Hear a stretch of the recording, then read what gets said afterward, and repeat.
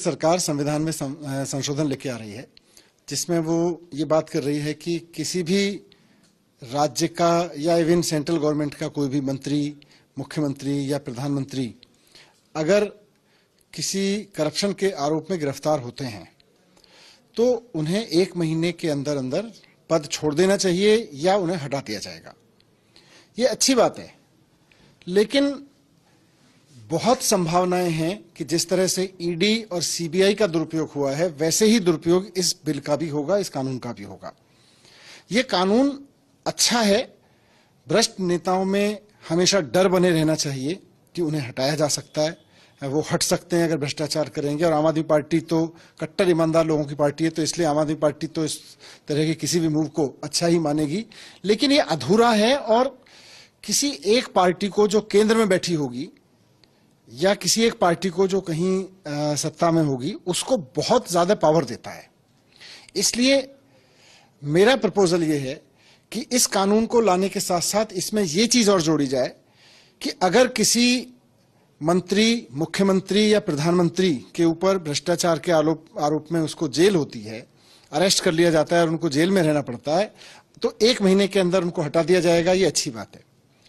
लेकिन आगे चलकर अगर वो नेता, वो चाहे मंत्री हो या मुख्यमंत्री, अगर निर्दोष साबित होता है, अगर उसके ऊपर लगे हुए आरोप सही साबित नहीं होते हैं और उसको बरी कर दिया जाता है, तो इसका मतलब आरोप तो झूठे थे, पॉलिटिकल साजिशन लगाए गए थे। तो जिन लोगों ने ये झूठे आरोप लगाए उनको जेल में जाना चाहिए। जिस ऑफिसर ने किसी मुख्यमंत्री या किसी मिनिस्टर को गिरफ्तार करने का डिसीजन लिया उसको उतने साल के लिए जेल में भेजा जाना चाहिए जितने साल के आरोप उसने झूठे लगाए। जिस एजेंसी ने आरोप लगाए उस एजेंसी के मुखिया को उतने साल के लिए जेल होनी चाहिए जितने साल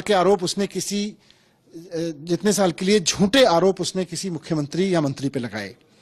और उस एजेंसी की सरकार, वो अगर राज्य सरकार है तो मुख्यमंत्री और केंद्र सरकार है तो प्रधानमंत्री, जिस समय पे ये झूठे आरोप लगा के किसी मुख्यमंत्री या मंत्री या किसी और सेंट्रल मिनिस्टर को जेल में डाला गया, उस समय के प्रधानमंत्री या उस राज्य के मुख्यमंत्री जिसके एजेंसियों ने ये काम किया, फिर उसको उतने साल के लिए जेल में डालना चाहिए कि आपने एक चुने हुए मुख्यमंत्री के ऊपर झूठे आरोप लगा के उसको जेल में डाला और उसका पद छीना।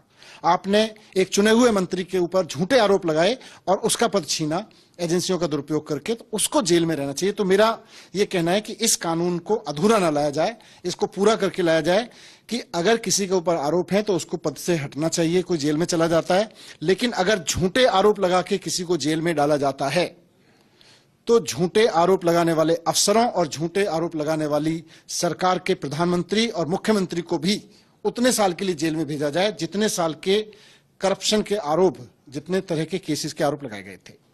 दूसरा मेरा यह कहना है कि ये प्रिविलेज फिर मंत्रियों और मुख्यमंत्री को क्यों हो, ये आम आदमी को भी होनी चाहिए।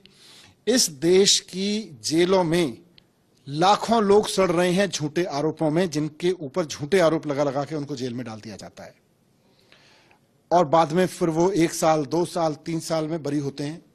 कोर्ट एजेंसीज को झाड़ता है, उनकी खिंचाई होती है, लेकिन जिन अफसरों ने और जिन नेताओं ने झूठे आरोप लगाए वो मजे करते हैं। जिस आदमी की जिंदगी झूठे आरोपों में 3 साल, 4 साल, 1 साल जेल में बीतती है, उसका कोई कंपनसेशन नहीं हो सकता। लेकिन जिन लोगों ने झूठे आरोप लगाए उन पर सजा होनी चाहिए। तो सिर्फ नेता ही नहीं, आम आदमी के ऊपर भी कोई झूठा आरोप लगाए और उसको जेल में भिजवाए और बाद में वो आरोप झूठे साबित हों, बाद में वो आरोप गलत साबित हों, तो झूठा आरोप लगाने वाले अफसर और नेता के खिलाफ वही कार्रवाई होनी चाहिए जो उन आरोपों में होनी थी। उसको उतनी साल के लिए जेल भेजा जाना चाहिए जितने के लिए करप्शन सिद्ध होने पे जाता।